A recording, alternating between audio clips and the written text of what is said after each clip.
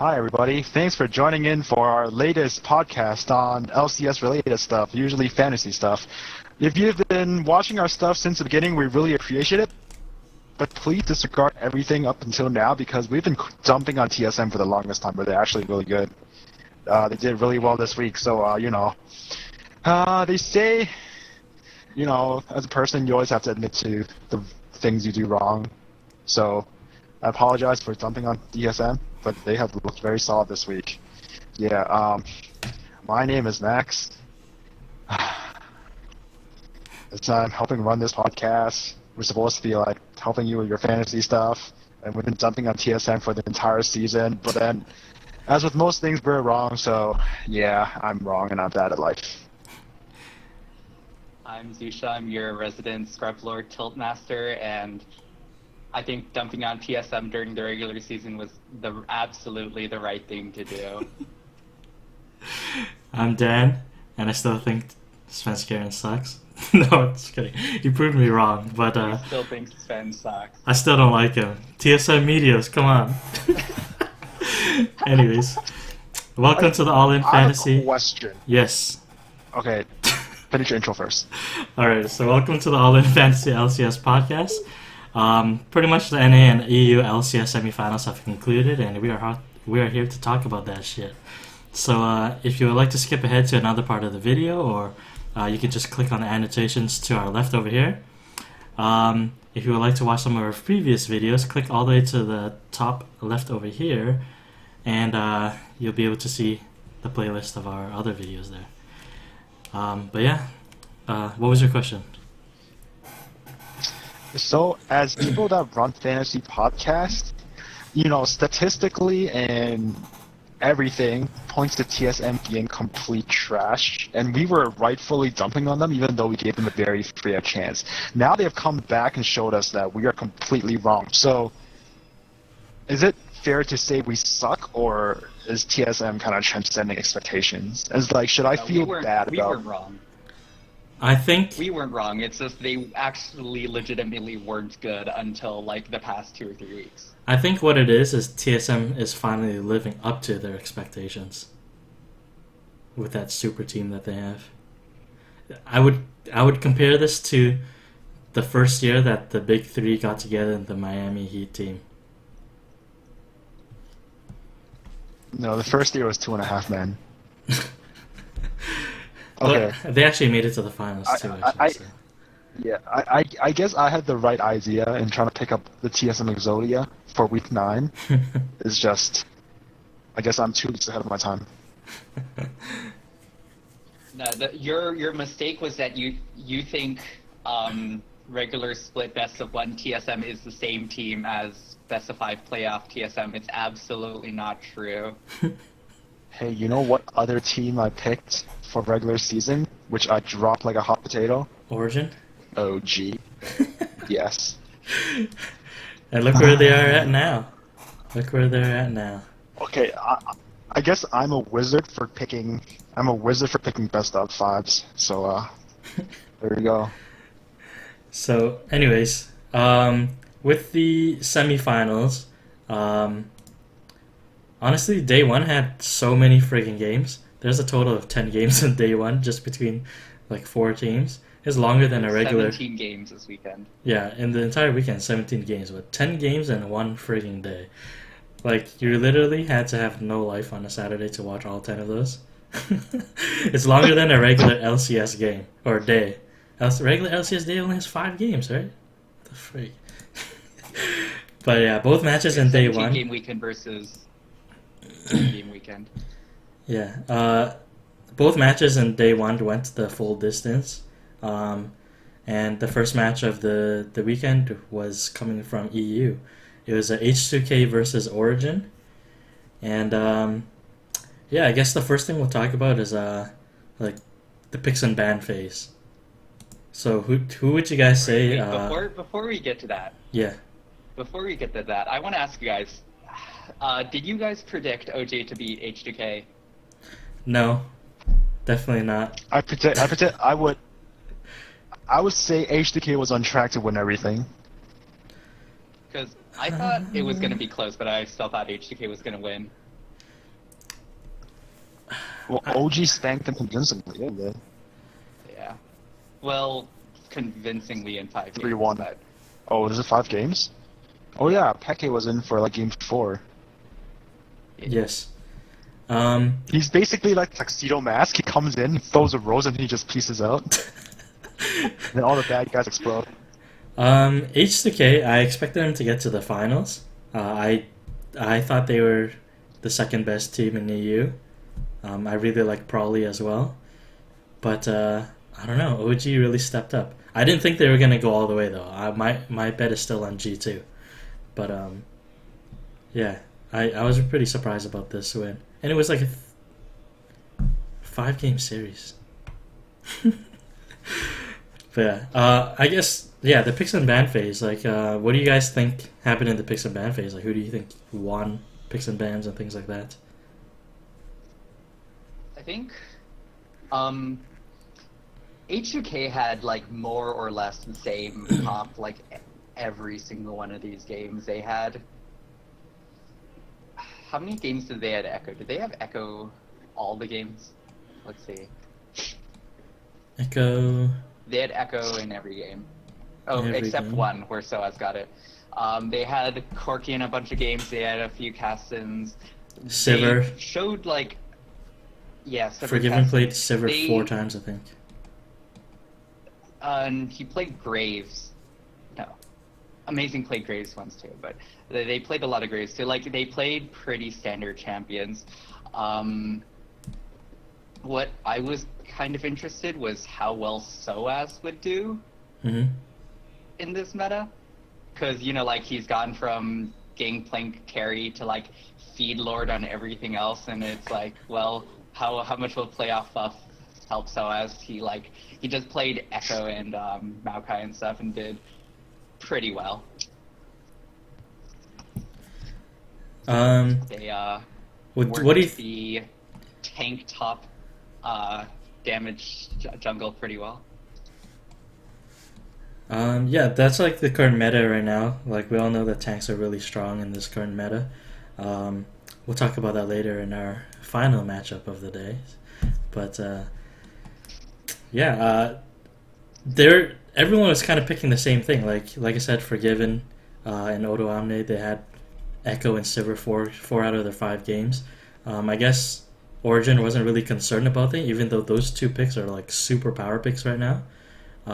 It's really interesting, and I think they, like, this set out of the 4 that we saw this weekend was the most like standard meta OP picks for like this patch and this meta, right? Mhm. The other cool thing was like, they let the Echo through and they let the Sivir through a lot, and then they picked Braum into the Sivir, right? And Right. that worked really well for OG actually. yeah, I think Like, Braum was one of the best picks that wasn't like an unexpected pick. I think yeah, Mithy played Braum like 4 out of 5 games as well, and Braum was played every single game. Like, the one that he didn't play, Vander had Braum. Yeah. So yeah. It was because he's like, they all brought him in as the Sivir counter, and it worked. It did a lot of work. So over the 5-game series, which lanes would you say had the biggest impact in the entire series? Oh man, Mid lane. amazing. Mid lane. Mid lane. I think if everything just kind of went average in this lane, but it just showed that Origin really shored up their macro game, because H2K, their playstyle is they dumpster you early game with better macro play, and then they take the lead into late game, and they're always saying H2K's weakness was team fighting, and now Origin isn't falling behind. They're not making stupid mistakes, and they're a lot more calm. So H2K didn't necessarily get the lead they wanted. So I feel like this is more of a kind of more macro-based victory for Origin. It was close for sure, but It was macro based, but it was also, I think a lot of it was just amazing out jungling Jankos. yeah, Because, I like, that too. right? H2K wants to do the whole thing where Jankos and Vander have like the good synergy, the map play, the roaming, and then to get like a lead. But when Amazing just poops on him, like he can't do that, and H2K doesn't have a foothold in the map. So as like in the entire set, Soaz only randomly died like twice, which is really good for him. So like it feels like OG had a very solid control of the map over like the course of this set. That a lot of that was just amazing. I'm gonna go and argue jungling is half macro gameplay. Yeah. Oh, and I guess like we should talk about. I'm gonna sequence skip a bit. We should talk about like Expeke because we were tying it into picks and bans. The casters and analysts they describe it really well. Having a random person who's gonna stop in for mid lane, which is the biggest matchup based lane in the current meta, then it really throws off your picks and bans because you know you go outside and you talk about picks and bans against Power of Evil for like I don't know, like 10 minutes, and then you come back. It's like, oh crap, it's Pepe. Now what you gonna do? It's true. But then honestly, Expeke's been on more assassins because he played LeBlanc, right? And then he's also played LeBlanc in LCS. So Peke is playing your generic Lulus and your Orianas. I saw someone make the comment this week that like even if Xpeke didn't bring anything to the team, like he just played okay for one game and then swap back to Power of Evil, like it might be really useful for Power of Evil to be able to sit a game out and watch. Yeah, that's from it. like the backstage coach position, listen to comms and all that stuff, right? Mm-hmm. As a spectator, you can a lot more easily see what the hell is going right, going wrong with your team. I think that could have a very big part with it. For sure. Which players would you say stepped up to the plates and played way above expectation? Like for me, looking at just the stats, Soaz is one of those guys, but also one guy that we kind of ragged on all season long too is Sven, and I think he did like the bot lane did really really good in keeping Forgiven at bay. Like I think Forgiven only really had one good game. Forgiven had like one good game, and he wasn't able to really do anything for most of the set. Zen played anywhere from solid to out of his mind. Yeah. At some points, that was really good. I think all of Origins stepped up in general. Yeah, it seems like Soaz goes from dying a bunch in regular season to being like solid on the tank initiate frontline guys. Amazing out jungles. Xpeke and Power of Evil do their weird swaps, and Power of Evil has some really strong games, right? Yeah. And Sven goes off. It seems like over the season, they're just kind of like playing around with things, trying to figure stuff out, and then when it actually came down to playoffs, they're like, okay, let's get serious or something. They like changed the way they played, and they were like really focused.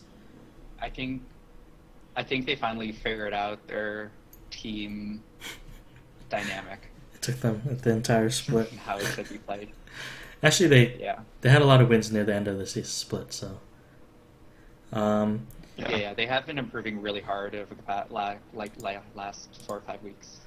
And then leading off of that, who would you say throughout this series underperformed and dropped the ball? Forgiven. Except for that one game, it's probably Forgiven. Kind of glad. I wouldn't say anyone really like dropped the ball really hard. It's just, I think Forgiven Yinkos just didn't really show up. Yeah. Is how I would say. I think, Jankos did not play as expected for sure. He was, very underperformed. Because, like, throughout the regular split, like, if you look at the EU LCS split as a whole, you would rank Yankos and Vander, like, the best or maybe the second best jungle support duos kind of thing. And they really didn't do very much. They weren't able to. Alright, so I know we kind of talked about XPeke in the picks and ban phase and how that might have affected the H2K strategy. But like, what other types of things do you think him subbing in for Origin could have impacted as well? Because whatever Reddit said earlier and whatever Zixia touched on, it's probably just helping Power of Evil, just taking a step back and seeing what's going on. Yeah. And like the Xpeke game played before, Luma that yeah. one game. Yeah, I got it wrong. Yeah, and I guess it's useful because they got manhandled in the game before Expectate stepped in. They won like zero kills with one tower.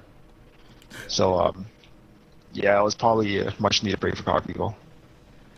Yeah, it's definitely good, especially if you're playing tilted. You can just sit back and Yeah. Gather yourself again. If anything, it reset them mentally. Mm-hmm.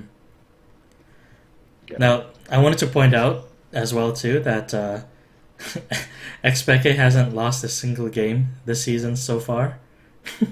He's undefeated, as expected, as expected. Xpeke is my man. Do you think we're gonna see him more in the summer split, or do you think OG is pretty much gonna ride out the wave on Power Evil? You know what? Like when we were seeing Xpeke come in the regular split, it was a lot of he just had like the X factor of bringing the team together and I guess making calls or whatever, and the team just like looking more cohesive, and that was like why X Special was so successful in the regular split. You mean Xpeke? Cohesive with Power of Evil. Xpeke, yeah. He said Xpeke. Yeah. So I think they look cohesive with Power of Evil in the like playoffs, right? I think they would be fine even if they never played X Special, and it might just be a thing like they did in this set where. Yeah, without Xpeke. It might just be a thing in this, like, we saw in this set where they dump Xpeke and, like, to reset on something or just for, like, the X Factor. But I think they're super solid with Power People now, too, and it's, like, not even an issue. I'm gonna bring this into like a best of format. I think they're running best of twos split for EU. Yeah. I think they're gonna always start Power of Evil. And if they get absolutely spanked game one, like a demoralizing loss in game one, they'll put in Expect like what they did here. But then if it was like a close loss or like it was just, I don't know, like they won, then they're just going to ride out Power of Evil. I was kind of thinking the same thing. Sample size, dude. Yeah. I was kind of thinking the same thing as well, too, where because of the best of twos, they might have them sub in and out a little bit. But I think it would have been more interesting if it was like a best of threes. And then every time they went 1-1, they're like, all right, let's bring out Xpeke. And he would be like the game 3 hero. You know what this also means? Hey, you know what this also means? No one's going to pick up Power of Evil or Xpeke for fantasy. We still don't know how that's going to work. Yeah, we don't know. But even though, system. Like, even if we figure out how it works, it's not going to change the fact that your roster is locked. So well, even earlier, like even this split, we were like, there are a bunch of weeks where we were like, don't pick up these guys because they're possibly gonna swap out a bunch. Mostly the Team Liquid guys. Like that was already a thing. Yeah. It was just the first couple of weeks for Liquid. Yeah. Alright, so what are your takeaways? We probably will Sorry, go ahead. Our takeaways? No, go ahead. Like, what were you gonna say? The whole fantasy Power of Evil Xpeke thing. Yeah, it's like I think it's a lot like TL beginning of the split. If we just see Power of Evil just only play Power of Evil, we might just think it's safe for a while to actually pick him up. But otherwise, yeah, it's going to be the same. It's going to be like, well, it might be kind of risky just because that's the two swap out. Yeah. I think maybe it's going to be kind of the same as the spring split, where even if they lose games, they may just keep playing Power of Evil anyways until closer to the second half of the summer split, where they might be like, okay, we need to get Xpeke back in right now. But yeah, we might just have to like wait and see what like it looks like they're doing. Mm-hmm.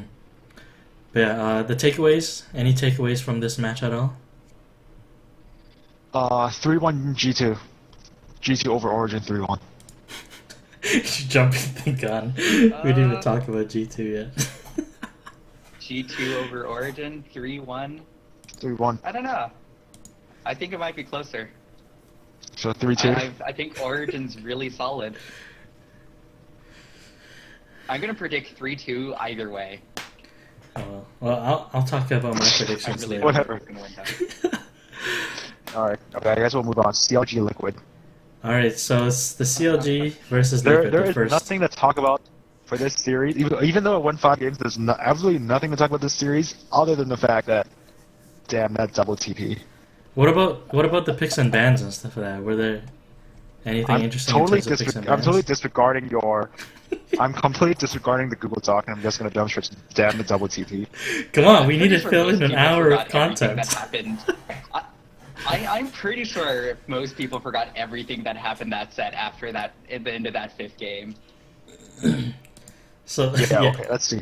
So I'm guessing the first 4 games there's basically nothing important. Nothing of importance. Let's see.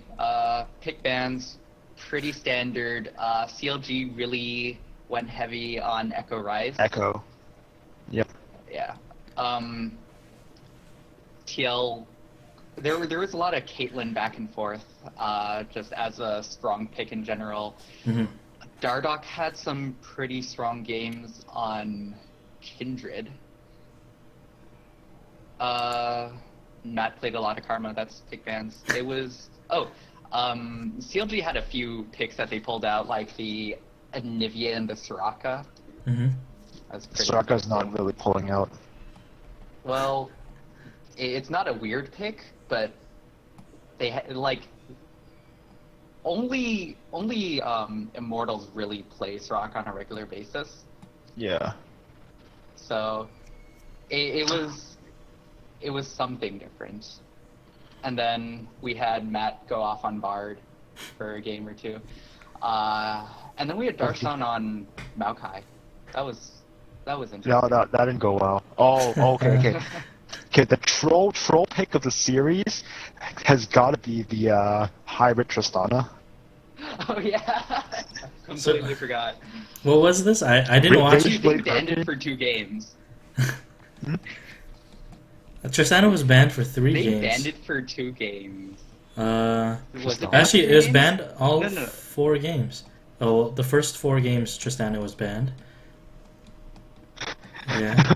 No. it was only played- against the hybrid Tristana. 3. Oh, What? There was no there Tristana. was. Oh no! Game 3, game 4, no, game 4. Wait, Yeah, Game the four. Stixley. Wait, I think there's a glitch here. Rageblade Hurricane Tristana. because it says match 4 Yeah. bans That- Tristana, but then Stixley played Tristana. Yeah. So there's a fuck up Yeah, here. that might So be they banned Come on, Tristana for 3 games, and then Stixay played it, and that was the game where TL completely just like pub stomped them super hard, and so like they were already losing by the time Tristana got Rageblade, so it didn't even matter. So like all that pocket pick did that entire set was they wasted a ban in the first 3 games for that. Yeah. I think it was an okay pick though, honestly. So yeah, We always knew that AP Tristana still works, especially with Rageblade, because now you wave clear super hard, and you have really ridiculous range as well, so AP Tristana is most definitely still a thing. Not sure if it's better than, rapid fire cannon, IE stuff, though. I have a friend that lives I lives have and a dies feeling. for the AP Tristana mid. I have a feeling that they kind of wanted to play, like the idea was to play Tristana that way to have her spike at the 2-item mid game, like the 20-minute 2-item Rekka team fight with just your AoE, like your AoE hurricane autos. Mm-hmm. I think that was the idea, and I honestly think it's pretty good for that. All right, so Oh, But- and We Okay, wouldn't okay. have thought. One last thing I want to point about Game 4 is I'm like a huge Nazi for this, but at the end of the game, which is at 25 minutes, both Piglet and Phoenix has not completed their boots. Yeah, I've actually been seeing a lot of these pro players not completing their boots recently. Like they've just been going for their big items. I mean, if you're basing with 1300, you might as well buy a big stick, right? There's no need for the boots anymore because nobody's using the stealthy edge blade or whatever. The frost queen's more. Oh, Well, okay. I think Tristana with that build doesn't care about boots too very much, and Lucian really has never cared about Zerkers, yeah. so it's just not something that was really important to him. He just never got around to building it. Mm-hmm. Yo, I he think would have those kept are his two CDR. areas where it would've been okay. He would have kept his CDR if he finished his boots. I guess, but it's not the biggest deal. Yeah, it's not the biggest deal. Not for Karma either, because both of them, Lucian has a dash, and Karma pretty much has a perma speed up. Let's see, with this build for Phoenix, he'd be sitting at, I don't know, probably like 35-ish% CDR, depending on what runes and masteries he went. Mm-hmm. Yeah. Actually, no, only 25 because he only has a Fiends. So yeah, nope, do not recommend. All right, so Well, I think if the game had gone longer, he would have gotten more CDR, but yeah. that was what is that? That's 21 kills in 25 minutes. Like it couldn't have lasted that much longer. That was a really big stomp, so There's a dirty can't Karma. really say. All right, so anyways, Didn't he like completely one-shot kids? the game 5. The game 5. This is pretty much the only game I watched for this day. Jesus Christ, man. How many heart attacks did you guys have watching this game? Okay. Well, let's just talk about the double TP. I think that was like the most genius No, play we have ever. to save that. And We now have to my save question that. Okay. Let's talk about the Baron dance. basically- Let's start from the beginning. The Yeah, Baron it's dance. like- Okay, no, slowly- let's start from the very beginning. Okay, they're like, okay, Darshan's like, oh man, I really can't play Maokai apparently. And Echo was banned out, taken away. Picked up Something by. Pick- It was picked picked up away. by Dardock. No, actually, it was no one picked it, no Echo? one picked it. Echo was banned out, I think. No one. Oh, well, they're like, okay, No. Maokai really didn't work. What do we do? Darshan, Poppy. Okay, pretty good. Yeah, Good. pretty solid pick. Kuhi goes to Rise, which they played a few times already this set.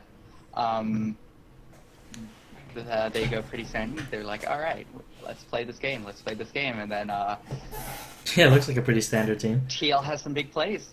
Yo, Yeah, it was pretty standard. And then this they TL got ahead composition. early on. Man. Dardock on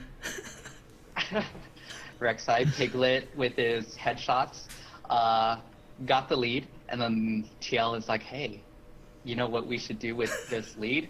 We should bait Baron for We should 10 dance around straight Baron. minutes. Yeah, I think it was like 15. That was like, It was a good 15 minutes, maybe 20. oh my god. It was literally just magical journeys from Baron pit to mid lane to Baron pit to mid lane to Baron pit to mid lane, and literally nothing happened except CLG caught back up with farm in mid lane. Yeah. Hold on. Whose idea do you think this was? Was this a Loco Doco thing? Or do you think this was No, Matt? I think Dardock said it was. I think they just couldn't push it in.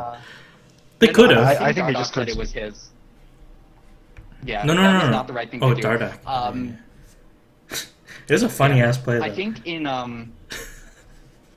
day 2 they had Dardock on the desk and they asked him about it, and he was like, I shouldn't have called for the Baron bait. So I think it was him. Okay. I I'm remember just him looking at the saying. CLG comp. They I remember him saying at the end of the game that he said I should have called off the Baron bait, but I didn't watch the Maybe second it day, was so yeah, I don't Maybe know. I that's thought it what was a it really was. funny strategy. It was fun watching it happen. It was so stupid. I was just like, this is where Team Liquid gets 4th place again. Yeah. Because literally, they had that game. Like, they had the control. They had pressure everywhere. Caitlyn was big. Dardoch was everywhere. Phoenix was big. They had good mobility. And they choose to... Okay, so they do a Baron bait. And they kind of move to it. CLG comes and they like chunk them out and everyone backs off, right? Yeah. And then they do it again. And CLG gets chunked out less, and then it starts going even, and then it starts going in CLG's favor. Right. It's like, after maybe like 2 Baron baits, why did you continue trying the Baron bait? What did you expect to happen once you see it doesn't work multiple times and CLG is going even or catching up? If it was... It's like, they should have done a cross-map thing, they should have pressured bot lane real hard. They should have done something that wasn't what they did for 10 straight minutes. If it was I'm just looking at Dardoch... CLG's team comp. It doesn't feel like they can wave clear too well, because if you look at the team comp, Poppy can wave clear, Kindred maybe, Rise. Rise can. Well, Like, Liquid... Because he always has ult up. Liquid had a huge Yeah. lead before they started doing that. Like, they could have easily sieged down mid. Easily. Yeah, okay. You know what? Like, the entire game has been eclipsed by the Baron dance plus double TP. I don't remember how everything happened, Yeah. but it honestly looks like TL has a pretty good siege comp, and they have a good disengage comp with Nautilus and Rek'Sai. They have a Caitlyn, they have a Karma. It's good poke, it's good siege. You know what I think it was? The only problem they would have is Darshan was doing pretty okay that whole game, but even that's still better than letting CLG catch up. I think what it was that if it was Dardoch making these calls and stuff like that, I think it's something that maybe was like a rookie ego type of thing. It's like, first of all, it's a rookie mistake, and the second thing is like, hey, you know what? We're so good. Let's keep doing this. We're eventually gonna ace them.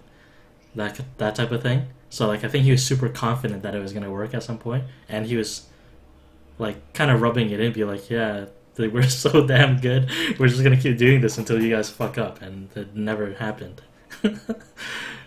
I don't know, from the spectator standpoint, they were losing fights between the first and second round of dances, so I don't know why they were Well, it was like 1-1. trying to fight them in open. They kept going 1-1 for a little Yeah. while, and then it started turning. Yeah, but afterwards. it looked like it was in CLG's favor, honestly. It's like at some points Like, around it the just looked Baron, more like Baron dance CLG time. had control. Yeah. Oh well. Can't cry over spilt milk. Hey, do you guys want to try this strat? And then, In a normal... please no. No, the Please the no. Baron All right, dance. So they have this excruciating 10 minutes of just going back and forth between mid lane and Baron, and then CLG catches up and they start pushing into TL's top lane? Yeah. Top lane inhib. They have a fight, it goes kind of messy. CLG get pushed away, and then they're in TL's top side jungle, and they're backing, and everybody's low. And So they back. then... And then we finally get to And play then the comm that goes- Max has been dying to talk about. And then in the comms they go, Darshan goes, hey, let's double TP on Piglet. Let's double TP on Piglet. And Xmithy's like, no, don't do it. Don't do it. Don't do it. And they both double TP anyways. And Piglet's like, oh, a TP. You know what? I'm like full build Caitlyn. I'm gonna put a trap on you. Yeah. I'm gonna headshot you. I'm gonna kill you. And so he puts down a trap. He puts down a And trap. then, It gets the first guy. Darshan shows up and goes, bloop, eats a trap. And then out of nowhere, Out of there's nowhere, a rise. Fucking Kuhi. A wild rise appears and everyone loses their minds and Piglet's like, oh fuck, what have I just done? Dude. And he just runs out with home guard and just wrecks him. And they're like, well, that's the game, GG. What a play. Max, how much did you pee your pants when you saw that happen? I guess being the only person here who saw it live, I was like, that is the most... It's like, I've seen double TP occasionally, but then it has never been this effective. It's like I've seen SKT bust out the double TP. I've seen like LPL teams bust out the double TP, but it's never been this effective. This is the only iteration of the double TP where I thought, okay, this is great. How do you And now my question is, how do you come up with an idea like that, like out of nowhere? It's like, oh shit, look, Piglet's trying to clear mid. Let's fucking double TP. Like, how do you just come up with that idea on the spot? He's always been a clutch player. That's true. He doesn't show up until it matters. Yeah. Shit. I think they were going to charge down mid lane anyways, so they were going to TP there anyways. It just so happened that Piglet was there. Yeah, I think they were okay with just both blowing the TPs just to get on that side of the map again, so it wasn't the biggest deal. They were like, we might as well go for it. But you know, if Okay, if Poppy, my question is, I was gonna say, yeah, if it was Rise that came through the teleport first and he got stuck, Piglet still might have lived, because he wouldn't have got hard CC'd. Yeah. By steadfast presence. the Poppy. Steadfast presence. Yeah? Can't run away from it. Yep. Well, okay. Maybe like you can make an argument. He'd I have a think better he could have chance. gotten out. I think Poppy eating the trap was safer than Rise eating the trap. Yeah. Because, the TP came out from like where the TP came out was like Piglet was outside steadfast presence range, right? Mm-hmm. And I think Piglet would have had the reaction time to flash away once he saw like Poppy run at him. Yeah. The only way he could have done it was if Poppy had flash up. He could have tried to flash and then slam into the turret. Right. He'd have to slam But to get that's a more dangerous than a RCC. point-and-click stun snare. Right. Damn. Okay, my question is, do they need to... Okay, do you think this double TP visibility thing is an issue, or do you think it just adds to the game? I think it Because adds to there the is game. almost no way. I think there is no...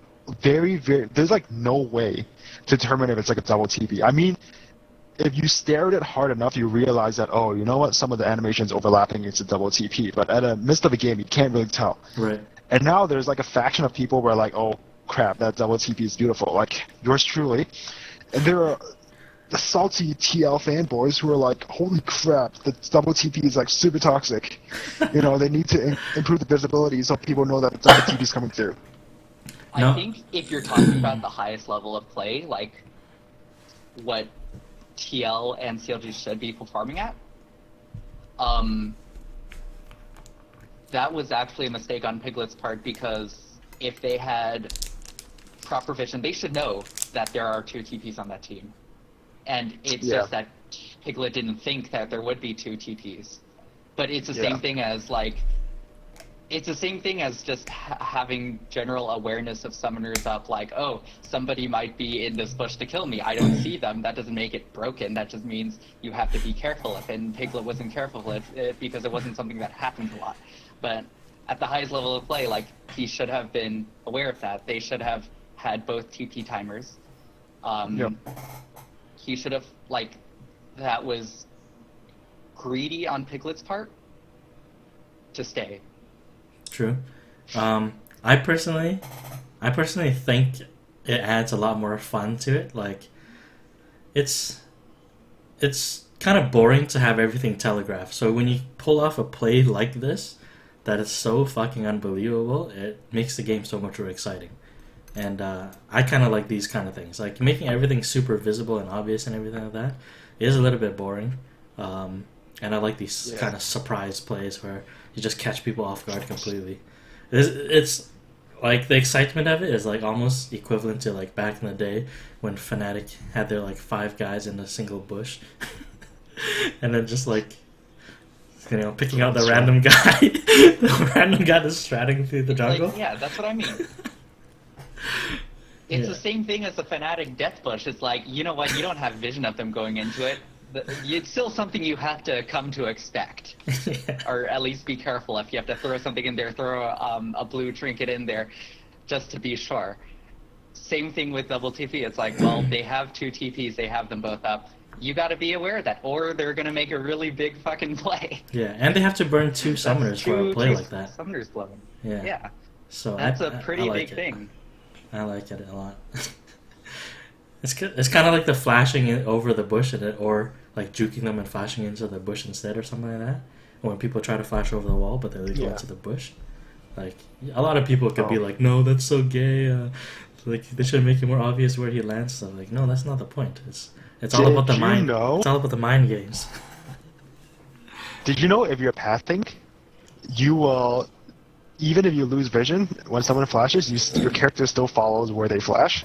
So if you're constantly right-clicking, you're gonna miss it. But if you pay really close attention, the moment someone who you're targeting flashes, your character faces towards where they are. So that's one way to never get juked by those like flash plays. Good advice. So there you go. Good advice, bronze kids.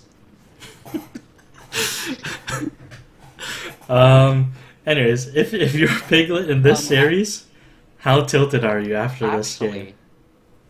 Oh yeah, go ahead, actually, Z. there was a point in this series where what was it?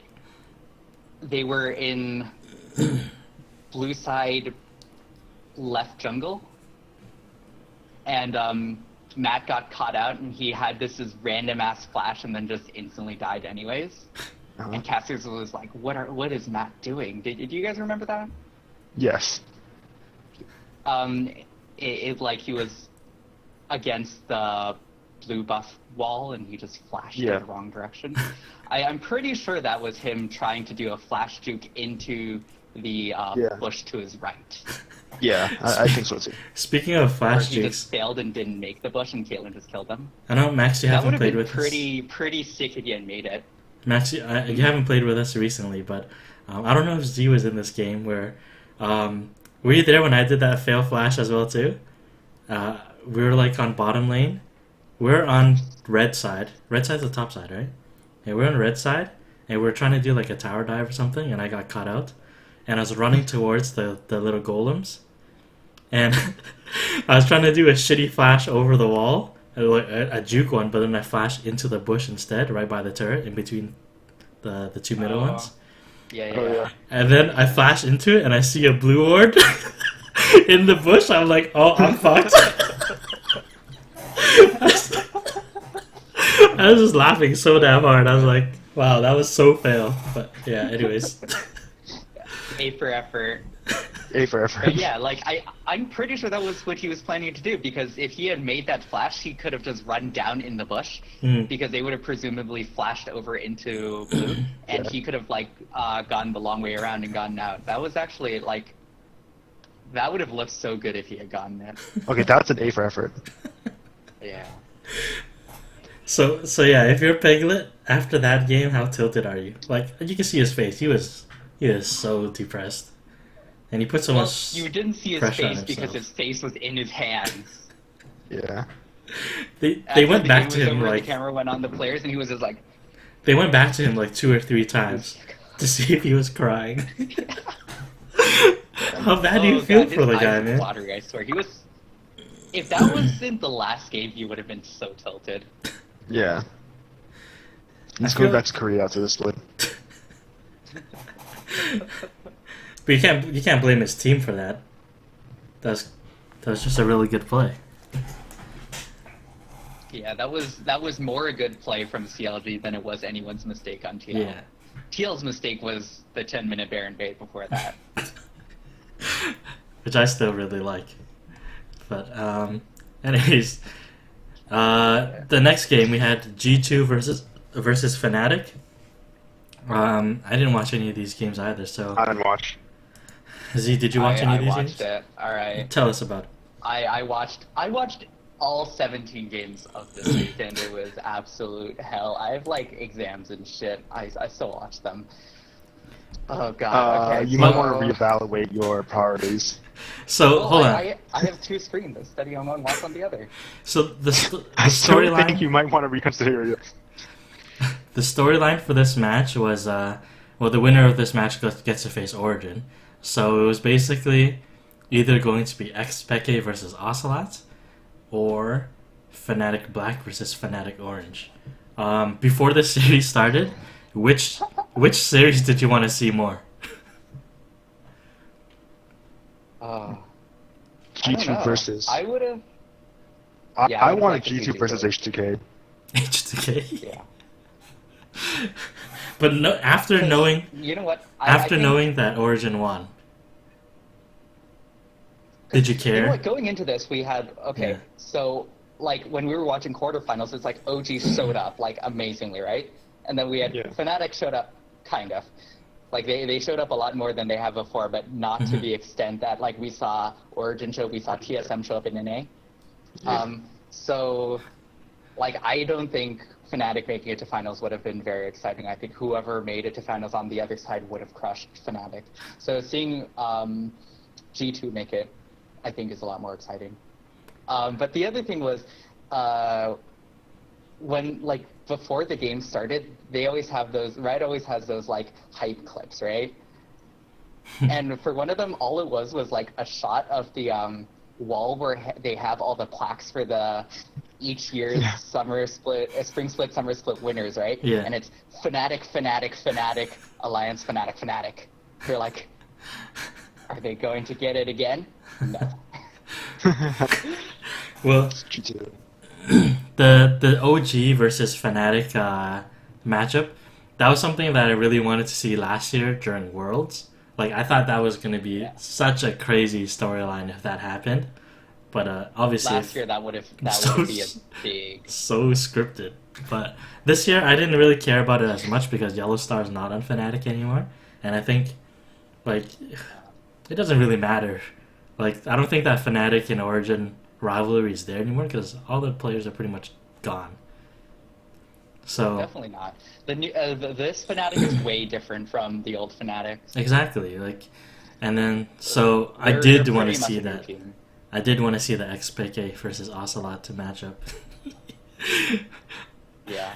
G2's been pretty good to watch because they like came in through promotions, right? And they've been Yeah. just explosive all split, and it's been pretty exciting to watch them. So I'm happy for them, right? Hey, you know For the what I games really wanted to themselves, watch? You know what I really What? wanted to watch? It's in a perfect world. HDK is like whatever. HDK can get relegated. I want to see Alliance, Fnatic, OG, and G2. In the Final Four. That's like watching TSM CL. Yeah, that's like watching TSM CLG curse the Dignitas.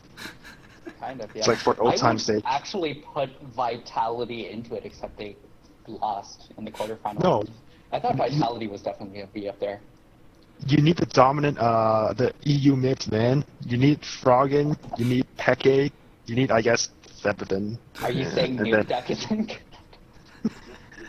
Alright, anyways, I digress. I didn't watch G2 But versus anyways. Fnatic.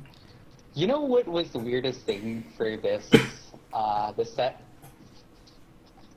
Clyde. Every game they had like by the end of the set at least they had like 3 support bans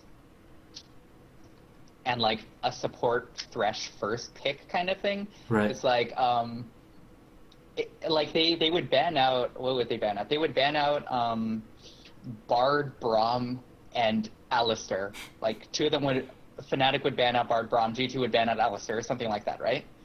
And then basically the idea was that EU only plays like 4 supports on a regular basis. It's those 3 and Thresh. Hmm.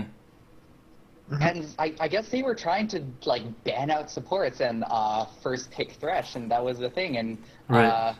G2 did it, and Clyde was put onto Nod list, which did not very much that game. Yeah. So that's like 76, right? that's one of the really big things about this matchup was that there were so many support bans, and I think people are very damn well aware that Clyde has a very, very small champion pool. He's like the Remy of right. NA. But it's like, dude, are you really that unable to play Soraka? Are you really that unable to play Janna? Those are not difficult champions to play. Hmm. Like, maybe they just weren't prepped for, like, a disengaged support, but I mean, Yeah. it's a little bit of troubling to see Clyde not be able to play anything properly past like four picks or 4 bans and 3 bans and a pick, right? Right. And then so the next game they do the exact same thing. They have the same 3 bans between the 2 teams. They ban the Bar, G2 bans Alistair Braum. And so Fnatic first pick Thresh, right? And they're like, yeah, Clyde got the only remaining champion he can play, and he's pretty good on Thresh, right? And then Hybrid's like, okay, I'll play Janna. It's like, yeah, this is what you should have done, Fnatic, last game. Right. Instead of trying to do the Nautilus. And so they won. Well, And it was like so weird seeing these 2 teams put so much, like both of them put so much focus on support bans, and I'm just like, it kind of blew my mind that the 4 bans were actually enough to shut down a player in the semifinals. right. A support player in the semifinals. And that's the thing too. In Game 4, like with that Thresh pick for Cly, like Fnatic actually gives up 3 huge power picks in order to get Thresh for Cly, because they gave up Ryze, Yeah. Kindred, and Echo, just so that Cly could get his comfort pick in first Thresh. picking that shit. Yeah. And like, what do you think is the future for Fnatic if like Clyde's unable to develop a larger champion pool over the next couple of weeks? I think Reckless likes Cly, and it isn't that difficult for a support to pick up Janna, Soraka, Morgana, and until Karma gets nerfed, Karma. Like, those are not difficult champions to play. I think he Those definitely are needs to pretty play. easy to pick up. You can He needs to play a you shit play ton more Soraka of for solo like a queue. game or 2. And you know how to play these champions, right? Soraka Janna especially. Mhm. Like, it's not a difficult thing to fix, which is part of why I'm so surprised. And, so I don't think it's a big issue for them going forward. I think Cly should be able to. I hope Cly is able to pick up easy disengaged supports. They're able to make some at least decent comps that have disengaged supports in them. Mhm. It's just, for this set, that was... I don't know what Fnatic pick ban... I don't know what they were thinking. They gave up so much for, like, a Thresh, and... It was not worth the focus on the supports. It's not like it's gonna hurt Hybrid really either. It's gonna hurt Cly more than it hurts Hybrid. Right? And you know what? If they didn't ban any supports, if they banned Bard, they banned Trundle. They could have just not banned either of those, right? And then at least Cly would have had something comfortable to sit on without having to first pick and lose Echo, Kindred, power picks in first pick, right? Like, they could have had Trundle and Thresh open, and then Cly would have gotten one of the 2. Mm-hmm. And then they could have first picked an Echo or first picked a Kindred. But no, they went so hard for that, and I'm like, oh, what is even happening? Is this just some crazy next level EU strat? No, it's just Cly doesn't know how to play more than 4 champions, and their pick ban really fucked Cly up more than they fucked G2 up. It's so dumb. If he's unable to pick up a larger champion pool though, like he's gonna need more than Reckless liking him to keep him on the team. But I don't think. I'm pretty sure he can pick up Soraka. let's hope so. Yeah. Z, since you're the only one to watch these games here, what were like some of your favorite moments during this series? Were there any like big moments that were defining? Well, okay, so I am looking at my notes for this set, and I have, 1, 2, 3, 4, 5, 6, 7. I have 7 lines in the notes for this set, and 4 of them are WTF is this pick ban with all these supports. So it's basically Like, it was the games themselves were... it's basically what the you games expect from a themselves are kind of G2. what you expect out of the team. Yeah. Yeah. The other like notable thing was G2 was another one of the teams that had really picked up the really strong Ryze pick. Mhm. They had learned to use that. And I think that won a lot of teams' games this week. Well, Other than that, it was kind of what you would expect. Perks paid them G2 3 had out a of lot 4 big games, fights right? that they won. Mhm. Yeah. Perks is a beast, though, man. The Rise was a really strong pick going into these, and some teams really picked up on it, and some teams didn't.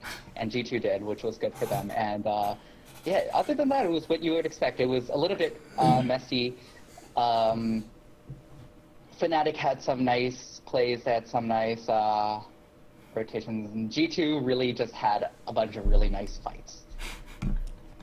They All right. picked good fights and they capitalized off them, and then they won. So you guys already picked your That's what you would predictions. expect. You guys already picked your predictions for OG versus G2, right? I think you guys both said G2. I'm pretty much on the same Oh, boat I there. said 3-2 either way. I think they're very even. I kind of think I'm OG okay might with win it. Origin wins. I'm okay with Origin I think winning. OG might win. If I don't OG mind plays either like one they either. did this weekend, and G2 plays like they did this weekend, I could see OG winning. G2 has been solid all season long, though. Like, I think Perks and Tricks is they're just so damn good. Oh, I wanted to say something about Honestly, Trick too. yeah. Oh, Trick with the. I think the current meta fits him a lot too, because those tanky-ish Definitely. supports are not as powerful right now. So like, and he loves to get these champions where he can go all in and like get kills and shit. So, like, Trick is a solid guy to have, especially in your fantasy team coming up for sure. And you know what? Like I said this before. Like G2 came up from promotions. They have what three is it three? What's it called? Rookies?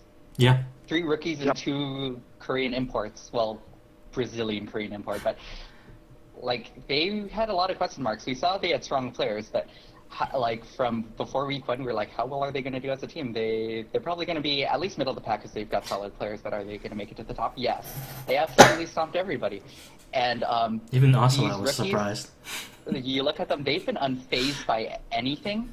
They've been pretty unfazed. They've had solid play. They've had solid shot calling, which you don't expect from 3 Koreans. rookies and 2 Koreans. Right. They've adapted really well. They've grown out of their like messy teamfight brawly weaknesses from the first half of the split flawlessly. They've had a solid rookie split, and I think there was a thing with it was either Perks or Kikis. And they were like, "Oh, you know what? We're rookies. We got this far. This is further than we expected. Yeah, that was Anything Perks. beyond this is just a plus, and we're looking to go strong." Yeah. So either way, I'm pretty happy for this G2 lineup. I'm definitely impressed, and like they've all shown up. Like Trick, you said, were adapted to this meta very well. I think Perks has been through the split able to pick up any champion that was strong. Kiki's has been decently solid. Perks is a gangster, man. Ember we knew was good. Hybrid Kiki's and not Ember. bad for a jungler. Jungler Top turned laner. top laner. Yeah. Yeah, right? Yeah, and yeah. then Ember and Hybrid, we knew they were good players and they've had good synergy. And then, like, synergy and all the duos that matter are there. And that's another thing too. Like, and so, like, they were a team that, with their new additions, they only had like a week or 2 to scrim around before they even started the spring split, and like they clicked like immediately. It's kind of like the Immortals, I'm very right? impressed by them. Yeah. Except these guys proved themselves in the best of 5.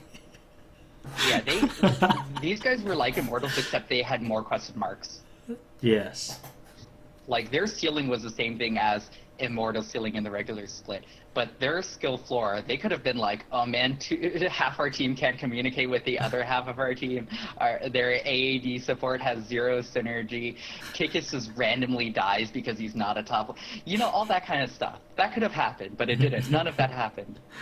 Yeah. So, yeah. And Pretty good. Speaking of Immortals, the last game of the semifinals, Immortals versus TSM. What the fuck? Oh man, who would have thought Immortals would get stomped the hardest out of all these teams in the semifinals? So Actually, I was kind of expecting it. this is a best of series, which we kind of talked about this in one of our shorter clips. Like, yeah, we talked about best of twos, best of threes. And we kind of touched up on this. Like, we kind of talked about how TSM is really good in best of series, and Immortals is untested in these best of series, and that there's a lot of talk about Immortals maybe not being able to adapt. They have players who are tested in best Right. series and internationally, but together, this group of five definitely not. Mm-hmm. But do you They, think? Consider- like very over the adaptable. course? What were you gonna say, Zixia? Like over the course of the regular split, they haven't shown that they can adapt in a best of, but they also haven't needed to adapt. They've constantly said that, oh yeah, we can adapt whenever we want. We can play anything. We just don't, because what we're doing is the best and it works every single time. And I think then that this cockiness. I think that Granted, cockiness TSM, from Hooney um, played a big factor in it. But like, do you think that granted, this? TSM had Yeah. 3 weeks to prepare, or I guess 2 weeks to prepare, especially for this set, right? And they see the same things that we see, that Immortals so far has only shown one play style. You know what? There are ways to counter if you know exactly what play style they're going to play. There are Right. ways to counter it. I fully expected TSM to take the first game, seeing how solid they looked, Right. and how much practice they had going and how much time for prep they had going in. What I did also expect, or what I was at least hoping for, and what everybody who was rooting for Immortals was hoping for, was that Immortals would have some answer. Yes, but they didn't have Right? anything. They had the game one. Was the game one the one where they went fucking Lucian top? Yes. Yes. It's hilarious. First of all, that was a stupid draft. That was a stupid, stupid draft. It's like, hey, Um, Hooney, we need to play a tank. Is Lucian the tank? This guy He hates did say tanky he top wants to play lanes. ADC.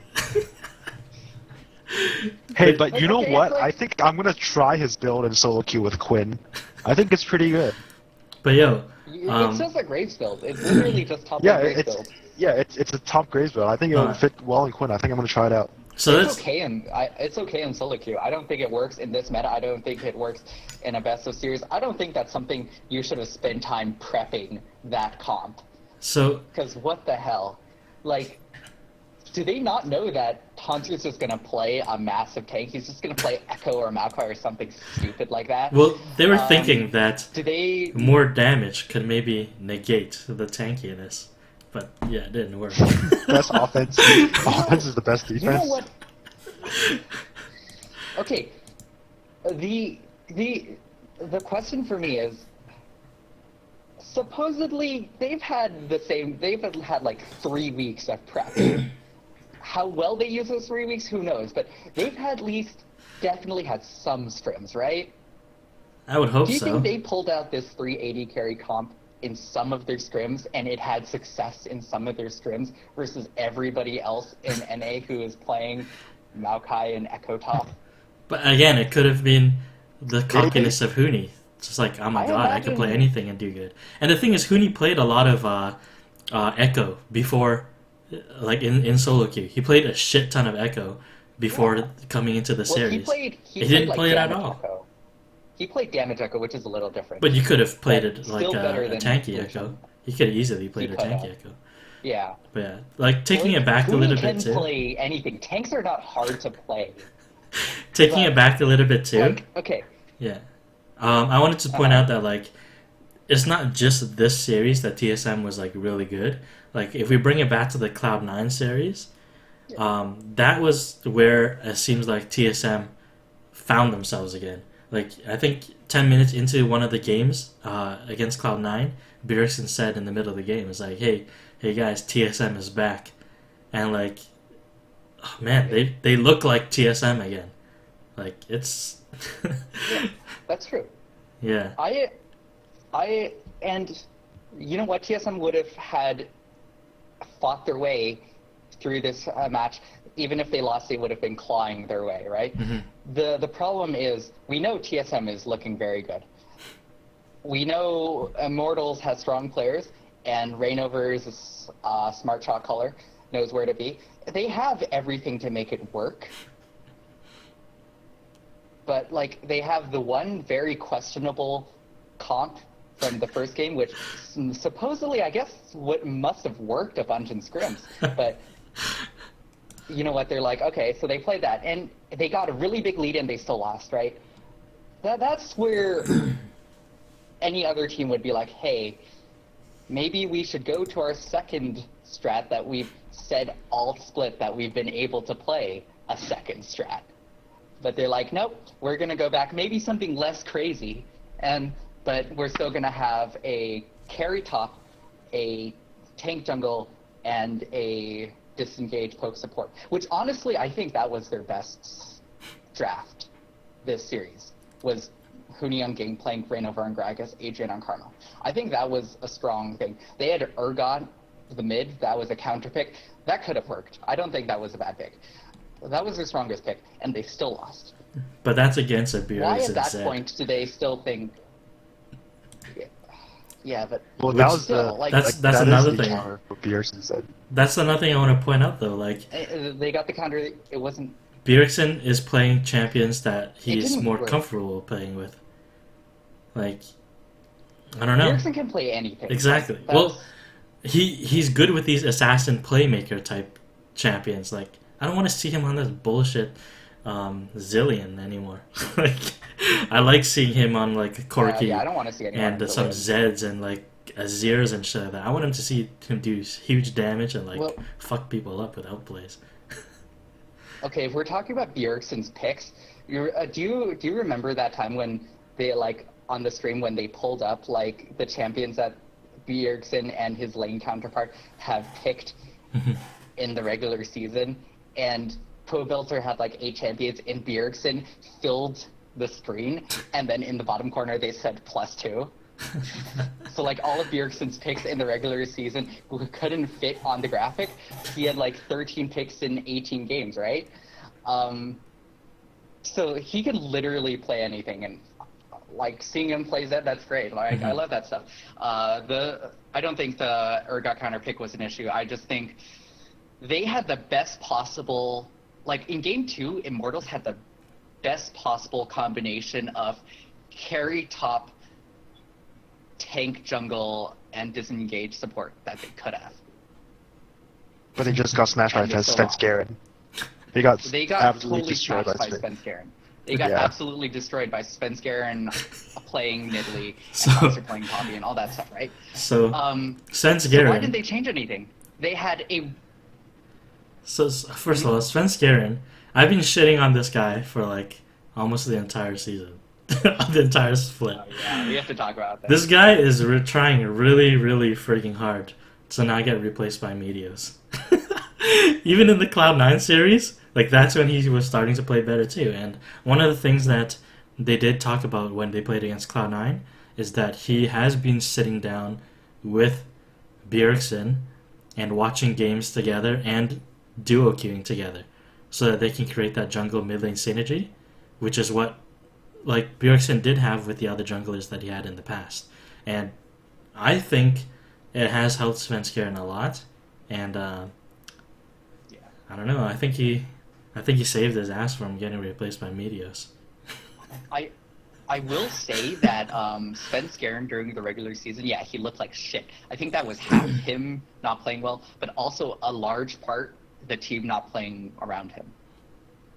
Because you see the successful junglers in NA and EULCS have very strong jungle top synergies like Immortals, or very strong jungle support synergies like H2K, right? They had no synergy, which means whenever Sven tried to do anything, if he tried to do anything, nobody would have his back. And if he didn't try to do anything, everyone would be like, Sven literally less useful than a ward. And now they have synergy. They talked a lot over the past 2 weeks about how, like, if one of them makes a call, they go in on it. They go in on it hard. Right. And we see that. We see Sven making plays with other people on his team. We see him confidently invading jungle. Stuff like that. So I think it's as much Sven stepping up, it's the team enabling Sven and the communication enabling Sven. And I think that's really good to see, because that's something TSM has lacked for the past 3 junglers. And I think like Sven, he seems like a pretty soft-spoken guy as well too. Like, uh, maybe not in solo queues and everything like that, but I mean amongst his peers, amongst his peers, like he has Bjergsen, he has Double Lift, he has Yellow Star, he has Hanser. Like, I don't think he's gonna try to speak up over these guys on certain calls and everything like that. So I think that might be another issue too. Whereas now that he has sat down with Bjergsen and everything, like everyone's kind of on the same page. He's gotten that confidence to like maybe do something rather than like I don't know. He seemed kind of lost. He seemed kind of lost all season. Now it seems like he's doing stuff with a purpose.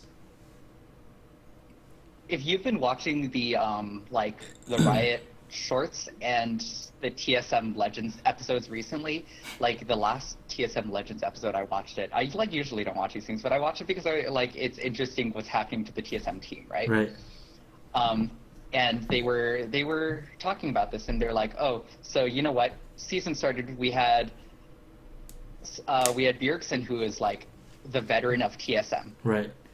the veteran shot caller of TSM, Franchise right? player. We had Yellow Star show up, and everybody was like, yeah, Yellow Star is going to be the star shot caller. Yeah. But Yellow Star was like, you know what? I'm new to this team. I'm not going to take the reins from Bjergsen. That doesn't seem like something I should do. Right. And then we had Double Lift come in, and everyone was like, yo, but Double Lift is going to be super loud and clash with Bjergsen. They didn't really clash, but Double Lift also didn't say very much. He was like, oh, I thought I just had to contribute information, and Yellow Star and Bjergsen would carry it, like the shot calling. Right. And so, in the end, even though you have two loud voices and Yellow Star, who's a world-class shot caller, you still didn't have any shot calling beyond Bjergsen. That's apparently only just now changed, which is kind of sad. But at least they have it now, right? I think If we see this continue on, I think that's going to be pretty successful. And I think you can kind of tell that in the way that the bot lane was playing as well too, because it wasn't even just the shot calling within team fights. Just bot lane itself looked fucking confused. Shot calling everywhere. Like they were playing like a duo lane, and it looked like they were playing solo queue. Like they didn't know what the other guy was thinking. Yeah. Oh man. And you know what? Like TSM should have been doing this because they have smart players. They have at least veteran players, if not smart players. Cough, cough, Double Lift. Supposedly, any call that anybody on this team makes should be at least a decent one. Like, make everybody grouping in on a bad call for the standards of these players Right. should be in every situation better than not following any calls from any of these players, But right? even if you're getting a just call playing from as a Double Lift, like Double Lift is not gonna make a call where he doesn't think that he can fucking pentakill people. Like if Double Lift makes a call, he legitimately thinks he's gonna wreck this team if he gets what he needs. So like even then, like I think even if Double Lift makes a questionable, risky call, yeah, TSM has good enough players that they should be able to ruck him anyways. exactly. Like as long as he trusts his They teammates should to be able to do execute above and beyond. exactly. Which like brings us to a point with Yeah. Yellow Star as well too. Like we talked about Yellow Star and our three-way team trade and everything like that. Like he's obviously trying not to get traded for X Special either. No X Special, no Medios. But TSM looks But yeah. really good right now. And we saw, presumably, Yellow Star calling that Fnatic death push in this series, too, right? We saw that. We saw lots of good things. Of in course it terms would of, be from Yellow Star. Being proactive and making big plays. That's like the signature. That's how you know it's in shot calling is everybody sitting in that, Hey guys, that little bush. let's sit in this bush. Speaking of, well, yeah, we were talking about other things too. We talked about Huni. Huni with these like 80 carries top lanes and stuff like that. Somebody needs to send him that video we did on how tanking wins the games in League of Legends. Send it to him, guys. Please send it to him. Dude, yeah, it's like, dude, we have so many more strategies than this strategy that obviously doesn't work, but we're not gonna play strategies that we say we have that should work Right. better, because I don't even fucking know. At least, you know what? At least we're going to be able to see going forward if Immortals actually does practice other strats and get their heads out of their asses and become like a decent team that Mhm. a good team, because they haven't had good competition. Legitimately, they haven't had good competition in NA until like TL didn't get very good until the end. C9 took half a split to power up. TSM wasn't good until playoffs, and the only team that won a game off them was CLG. Right? Here's the thing as well So too. honestly, they haven't had a very hard road. Like Uh-huh. it's not like Immortals played bad. Like the numbers show it that they did play bad. But I mean, they were playing like they were playing the entire season. Like when they go into team fights, Yeah. they fully committed on the team fights, except for Huni a couple of times with his teleports and stuff. But like they normally They under had, normal like, yeah, circumstances, Rainover had a good plays. yeah, under normal circumstances, they would have came out on top in those team fights. But like TSM just Yeah. really clicked, and they just played amazing. Like there's no stopping TSM. And that's what I'm saying. The top four of NA have drastically powered up in the last few weeks, and Immortals hasn't. And now we get to see in the summer split if Immortals, now that they're gotten their heads out of their asses, or maybe they haven't, who knows? But we're assuming they have, and we're assuming they'll have other things to show us. And I want to see if they're just as successful as on these other things that we see, or if, you know what, they're good but not better than these other teams now that these other teams have stepped it up. Right. Ooh, I await summer split. So do you think that this is like what we should be expecting in the summer split between these two teams, like with the best of series, with TSM doing well in best of series and Immortals? Do you think the best of series thing is going to affect them as much as we've seen it affect them in the playoffs? Or do you think they'll be good enough to be able to bounce back from this? I think this is a wake-up call more than anything. I fully believe in the mechanical and shot-calling abilities of these players. I agree. I think it's like all ego on this one. I think if they buckle down and practice a like super meta pick where that doesn't show off Huni's mechanical skill and doesn't show off the top jungle synergy and all that shit, like if they are just like, we want to play a solid game of League of Legends, they can, even if they're not playing to their individual strengths, because they're good players. Here's another They'll thing be too. at least Yeah. Like, yeah, they are good players, and I think a little bit of the champion picks is gonna their champion pools. I feel like it does not work in their favor because we know that Huni likes to play these carry type champions. Adrian doesn't play any tank supports, and that kind of forces Rainover to play That's what I'm his saying. tanky jungles that are underpowered right now. So like it hurts That's what I'm them thinking. in You- all three positions. Like, the only thing you can say is Huni doesn't like to play these. Adrian hasn't played these so far. Do you really think Adrian isn't able to play Braum, Alistair? Well, he's been around for so freaking long. Do you really think... So I'm sure he can. Yeah, there is no way Adrian is not able to play Braum, Alistair. Right. There is no way Huni is not able to play a tank. Tanks are literally the easiest things to play right now. Right. You build... okay, so Iceborne Gauntlet, Sunfire, Spirit Visage. Alright? You build two of the three, and then you build the third. And then you run at people. That's literally all you do.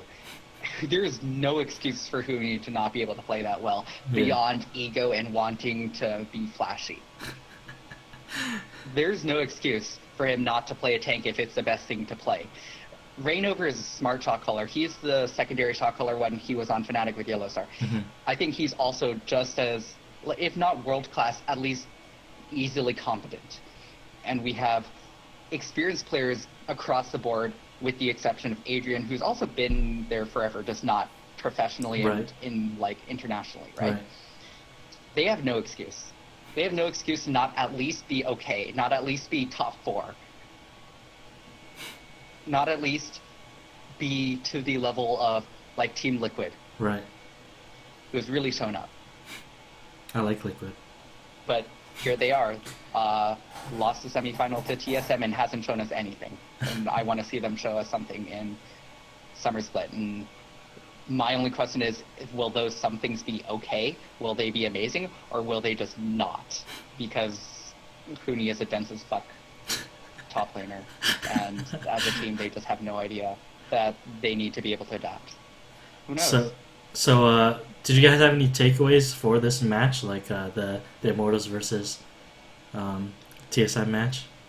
Anything specific you guys wanted to point out there? TSM is good, which we knew from last week. Immortals is dumb as shit. Too cocky for their own guy. I feel like I've just been ranting about these guys for like way too long. Yeah, you have been that's going how pretty I hard. feel. But there's a lot to talk about with this match, even though it was only I've- 3 games. Yeah. So, It's because we haven't actually talked about the plays. I've just been talking about the disappointment. well, there weren't too many plays, to be honest. There was just a lot of like scrappy fights to the death. It's like back and forth, you know, like Immortals re-engage, was ahead in the first engage, half of that first re-engage. game. Yeah. But yeah, I guess like just the And then Svenskeren just did things. yeah, Svenskeren like just outplayed Rainover pretty hard. But yeah, like I guess just to wrap things up, we can talk about a little bit about the fourth and third place match, Immortals or Team Liquid. Oh yeah, that's gonna be. All right, you know what? I think TL's gonna get 4th. TL's gonna get the fourth place curse. Yeah. Oh my And god. you're like, oh, even the cast desk was like, oh, there have been times where TL hasn't gone 4th. The last time TL got 3rd, but they still ended in the rankings 4th. Even when they get 3rd, they get 4th. I think they're Right. gonna get 4th. I think Immortals is gonna be angry. I think Immortals has something to prove now, and like Immortals is not bad. I've been saying Immortals is good enough to, like they have across the board at least as good talent as the best in every other Right. NA team. I can kind They of just see have them. to put it together. I can kind Um, of see them still being a bit cocky about it and being like, you know what, this is not even a match that matters anymore. It's not for first place, so like, who gives a shit, you know? Do you think Immortals is gonna be cocky after getting 3-0'd? You never know. Championship points. You never know. Championship points. True, championship points are on the line. Championship points. But like, okay, even Huni's the cockiest fucker on the team, right? He's like, multiple times he said, if we don't win this split, like we went from Europe to NA because we won 2 splits of Europe, we won a season of Europe. We want to come to NA and win NA. Mhm. And they're not even in the finals. I don't think they're going to continue being cocky after this. I don't know if it's enough time to come up with new strats, but I think they're good enough players that they'll at least have a showing. Mhm. Pretty good. And I don't think they're going to continue being cocky. Max, do you have anything to say? You've been quiet for a while. Oh yeah, it's been a long Monday. I ran out of juice after CLG versus Liquid, and I just After the double Yeah. TP, it just drained you. yeah. Speaking of coffee, this is like completely unrelated, but at the end of Game 3 with Immortals versus TSM, when Bjergsen called a pause because there's an FPS drop, man, he's got at least 3 Starbucks on his desk. Guy's been down in coffee like an idiot. Oh man, you know Maybe that's a what? secret. My favorite part, my favorite part of these best of series is they'll like go to the players in between games when the casters and analysts are talking, right?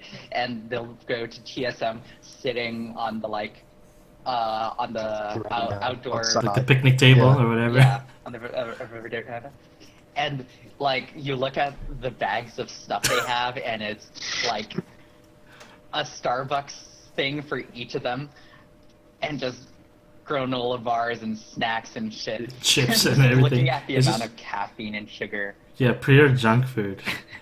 Which we should have definitely an Oh, episode one man. day to talk about that kind of shit too. No. It's pure junk food, except Hanser's eating all these fucking granola bars. But yeah, it's like just Starbucks, endless Starbucks. You know what? That's totally expected. Do you expect anything else from a bunch of teenagers. nerds? A bunch With of nerds money? who have to play video games and get hypey for video games for 5 hours straight. I don't expect anything else. So what about for the first place matchup with CLG versus TSM? Is this shit scripted? TSM. Like what the fuck? TSM. TSM over CLG? TSM. TSM. TSM. Man, I don't You want know to what- say it. You know what I realized though about this whole like What? this whole like everything is scripted meme? It's funny how often it comes up, but I've also realized for NA at least, you know what? We've got really incestuous teams because Yeah. Yeah, that's true. we've got Po Belter CLG to Immortals. We've got Double Lift CLG to TSM. We've got Wild Turtle TSM to Immortals. Yeah. Like over the off season, those three teams especially have just swapped shit around in between each other. It's super incestuous. So like that's part of why everything seems scripted, just because you can't not have a hype match when everybody used to be on every other team. Yeah. But then, yeah, I don't want to say it either, but I do think TSM is gonna win. Which, man, I'm gonna say it. I'm gonna say TSM's gonna win. yeah, I think they're gonna win. Which, I don't know. I don't feel like they deserve it after such a shitty season or shitty split. But obviously they played well in the playoffs, and that's what matters. You know, playoffs is all that matters. It's all that matters. Playoffs is all that Not matters. for Fantasy, us. like, Just get in. Not for us. honestly, before I started doing fantasy, I didn't watch regular split LCS except when it was the best teams versus the best teams because I didn't care. Yeah. They honestly don't matter for the big matches. They don't matter for international. They don't matter for MSI. And I'm honestly most of the time just waiting for teams like OG and TSM to show up in the playoffs. Maybe that'll be different with best of series, but I still think they take this a hell of a lot more seriously than they take everything else. Like, if TSM took regular season seriously, they would have brought on Weldon weeks ago, right? Yeah. And that's another thing we should definitely touch up on one day So- too as well. That's just the psychology, the gaming psychology. Well done. Yeah. So, Like their team is finally together and took them that long to do it. mhm. Now, I think Max wanted to touch on one last thing before we close up. NA promos. Yeah, I just want to let you know that Oh, I was yeah. right, and Apex is not as good as they sound. I don't know why you're sucking that Apex D so hard. But they look like they're a challenger team through and through the NA promos.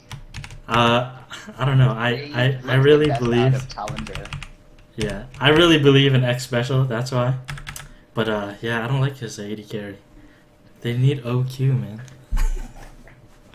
Me and Zixia were kind of Seven talking about roster. this as well too. OQ. Okay. But I'm really happy that OQ Renegades on- is back. Renegades. Yeah, well, that was gonna happen definitely. Okay, yeah, Yeah. you know what? Renegade doesn't look like a top 4 team at all. Not anymore. After the Only because playoffs. the top four teams Holy have stepped shit. it up so much. Yeah. The top five. The top Like five now.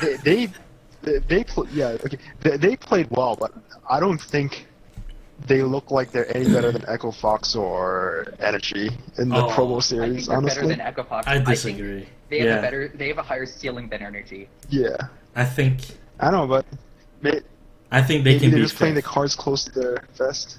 I think they could be better than C9. They're still improving.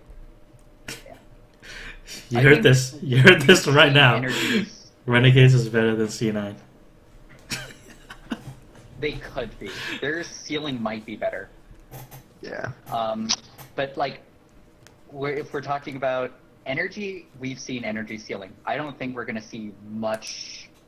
Like, we're gonna be blown away past what they've shown us. I think Renegades can surpass that. They have the potential to surpass that. I think as much as Apex isn't amazing or anything, I think they deserve to be in LCS more than Dig does. Oh, for sure. For sure. Right. So I like the NA promotions came out exactly how I expected. They got relegated, and the other two teams are gonna stay in. Yeah. What about EU promotions? I don't even remember EU promotions. It was same Too many teams. Same fucking- teams. It was basically Pepe look like Pepinero looked like Oh yeah. he was like a monster. Pepe put on a clinic and look good. Yeah. Yeah. Not even worth talking about. Well, I guess that pretty much wraps up the all four series. I'm completely pooped because it's a Monday, and Mondays suck. Oh, yeah. All right, guys, any shoutouts? If you guys are at that live stream event in Toronto for the finals, we're Yeah, gonna I be was there. gonna You can bring say that up hi. later. You probably know I'm what to not be able to say hi to supporting us. Toronto. I'll be really surprised if anybody fucking comes up and says hi to us and be like, "Hey, you guys are from All.In." I would be super surprised. Yeah, you should prove them wrong. You should prove Dan wrong. Yeah. All right. Yeah. Shout So out to Playoff Bus and Team Stepping Up and to Well Done. yeah. Yeah. So me, Dan, T-Money's boyfriend, and some random kid called Chris. Yo. We're going to be at No. You can't What? say T Money has a boyfriend because then it'll lose all our subscribers. Good job. T-Money has a girlfriend and she's bi. Oh yeah. That's how you get the subs. See, this is how you game the system. T-Money is pretty much shout out to her. Anyways, so yeah, we're going to be next Sunday. We're going to be going to the viewing party at near Davisville Station in Toronto, and yeah, apparently the first 10 people there, the first 100 people there are gonna get Ramus hats, and if you get the early bird tickets, which we did, Ramus you're or gonna get a Timo shitty hats. keychain. Yeah. Oh, I think I'm gonna get a Timo hat because screw Ramus. I have Anyways, one. I have one right over here. Nope, right there. Yeah, so we're going to be there, and like we're still trying to figure out what we're gonna do there, but I'm sure it's gonna be fun. So like we're gonna be watching what OGG2 versus and then CLG TSM is gonna be a great day. We'll probably bring a camera and do some like live event interview. Zixia is still in Ottawa, can't come. You should bring a cardboard cutout of me. I think I might. Zixia.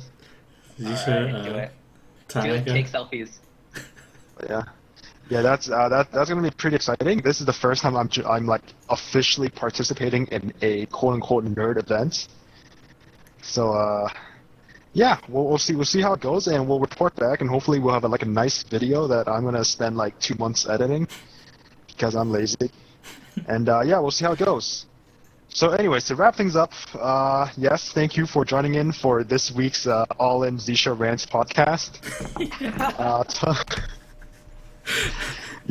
Tell us if you like Zixia ranting or if you didn't like Zixia ranting, and thumbs up Zixia. share this Zixia video with your family and Should I friends. shut up? Yes or no? No, it's okay, it's okay.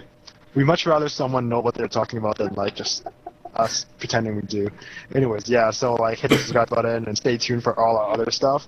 As you might know, we also have this like a much shorter segment, like around 10 minutes on league related things and yeah, things that pertain to league. We hope you can check that out too. I think it's pretty cool and it's live, so we're getting out of the house, some fresh air. We're not hermits. We're not hikikomori. So yeah, so hit the subscribe button and you can like check out our stuff, and we do this probably most Monday nights, so we hope you can join us for future, and thanks for carrying, I guess that's what Dan says. Yeah, You thanks being for hyped for carrying. finals. This Peace. Thanks, guys.